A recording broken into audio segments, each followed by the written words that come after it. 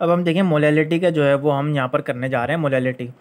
ठीक है, इसका मैं एक न्यूमेरिकल आपको करके दिखाऊंगा, बाकी न्यूमेरिकल भी इसी टाइप के आएंगे, बस वैल्यूज़ चेंज हो जाएंगी। तो सबसे पहले तो आप देखें कि फ़र्क क्या है ये मोलैलिटी के अंदर और मोलैरिटी के अंदर क्या फ़र्क होता है, किस तरह आप ये जानेंगे कि भाई ये फार्मूला जो है वो मोलैरिटी है या मोलैलिटी। तो देखें, पहली बात तो यहाँ पर लिखा हुआ होगा कि भाई आपको मालूम क्या करना है, मोलैलिटी मालूम करनी है या फिर मोलैरिटी मालूम करनी है। दूसरी कंडीशन में ये आप पता कर सकते हैं कि मोलैलिटी के अंदर हमेशा जो सोल्यूशन आ सकता है वो ग्राम में आएगा। ठीक है, और उसके अंदर क्या था, मोलैरिटी के अंदर क्या था, मोलैरिटी के अंदर सोल्यूशन सेंटीमीटर क्यूब में आ रहा था। ठीक है, जिसको हमने डेसीमीटर क्यूब में कन्वर्ट करना था। ठीक है ना, तो ये छोटा सा फ़र्क है मोलैलिटी और मोलैरिटी के अंदर। अब यहाँ आप देख सकते हैं कि भैया इसके अंदर क्या था, यहाँ पर मोलैरिटी के अंदर सेंटीमीटर क्यूब में आ रहा था सोल्यूशन। ठीक है, लेकिन यहाँ ऐसा नहीं है, यहाँ क्या है, ग्राम में आ गया है। तो आप यहाँ से भी समझ सकते हैं कि भाई ये जो न्यूमेरिकल है वो मोलैलिटी का है। तो आइए अब सॉल्व करते हैं इसको, कैलकुलेट करना है मोलैलिटी। ठीक है भाई, डेटा में लिख दिया हमने। मास ऑफ सैल्यूट कितना है, मास ऑफ सैल्यूट जो है 150 ग्राम है। ठीक है, इसका वो हमने लिख दिया 150 ग्राम है।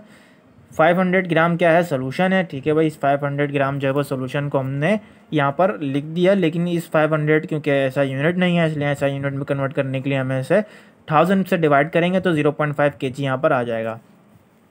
तो अब देखें हम जो है वो ऐसा यूनिट तो इसका भी नहीं ना भाई, मास ऑफ सैल्यूट ग्राम में, और हमें पता है मास ऑफ सैल्यूट को नंबर ऑफ मोल्स में कन्वर्ट करना होता है। तो भैया पहले इसको कर लेते हैं कन्वर्ट।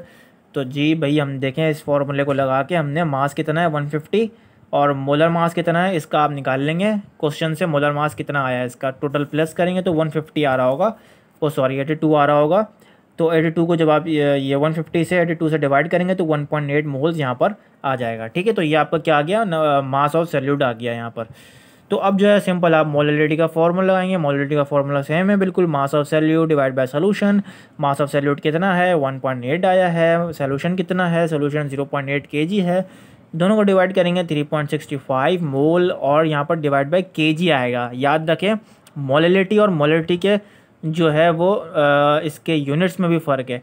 ठीक है, मोलैरिटी के जो है वो यूनिट के अंदर क्या था, यूनिट के अंदर आप देख सकते हैं कि मोल डिवाइड बाय डेसीमीटर क्यूब था। ठीक है, और मोलैलिटी के अंदर केजी आ रहा है।